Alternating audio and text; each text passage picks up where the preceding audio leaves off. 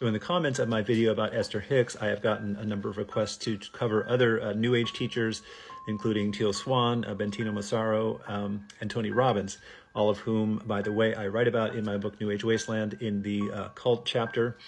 Tony Robbins, he is in a subsection that is sort of the culty section.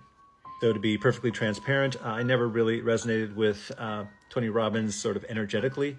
He always has given me a little bit of the creeps. As much as I could understand it intellectually, it was that I didn't like what he was doing in terms of his prosperity gospel, almost like a hyper-capitalist, hyper-focused on achievement kind of thing, which I didn't resonate with either. One of the most notable things about Tony Robbins is that he comes from a long line of people who are into the same kind of thing, prosperity gospel, think and grow rich, motivational speaker kind of template.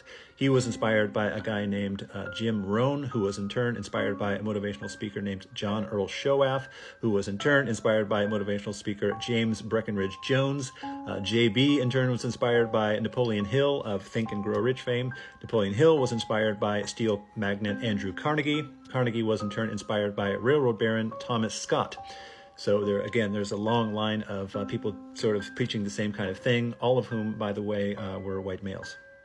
In Tony Robbins' case, he is kind of famous for giving these long motivational seminars that last sometimes several days, the point of which is really kind of to break someone down emotionally. They could be quite grueling. They might even include things like firewalking, and there is a famous thing called a hot seat where there is an attempt to berate and humiliate people in front of a large audience. It is very much in the vein of the Est movement, which I'll probably talk about in a future video, which is related to the landmark movement.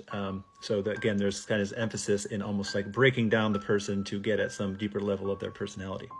In 2017, amidst the Me Too movement, there was a report by BuzzFeed that Tony Robbins was not particularly good to his employees, specifically his female employees. There were 9 of them that reported essay of some sort. There was another report that he was involved in some essay with a teenager while he was giving seminars at a summer camp. He was 25 at the time.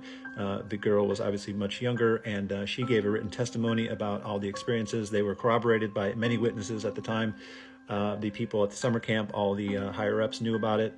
But of course, Robbins and his people deny completely all of that. Probably the most damning evidence against Tony Robbins can be found in videos that are actually widely available on the internet, in which he sort of bullies and harasses people, sometimes using his physical size to intimidate people, including women who very vulnerably come forward to share their stories of SA.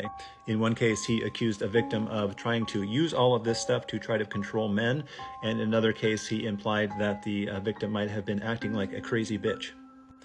In any case, Tony Robbins continues to rake in millions every year. His net worth is estimated at somewhere around $500 million.